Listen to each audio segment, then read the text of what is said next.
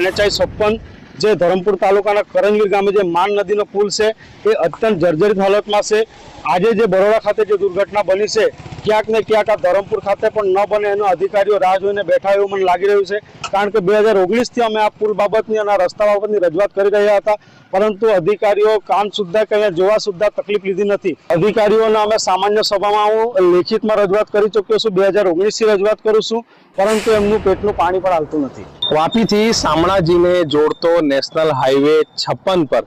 ધરમપુર નજીકના કરંજવેરી ખાતે માન નદી પર બનેલો જે બ્રિજ છે તે વર્ષો જૂનો આ બ્રિજ છે, અત્યંત જર્જરિત બન્યો છે। થોડા દિવસો પહેલા આ એ જ બ્રિજ છે જેના ઉપર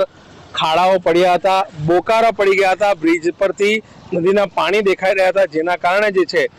સ્ટેટ RNB દ્વારા જે છે આ બ્રિજ પર જે બોકારા પડ્યા છે તે પૂરવામાં આવ્યા છે અને હાલ જે છે આ મહત્વનું ટ્રાફિક આ બ્રિજ પરથી પસાર થતું હતું, પરંતુ હવે ભારે વાહનો માટે આ બ્રિજ બંધ કરી દેવામાં આવ્યો છે અને પોલીસ દ્વારા એને બેરેક મૂકવામાં આવ્યા છે અને અહીંથી ભારે વાહનો બંધ કરી દેવામાં આવ્યા છે।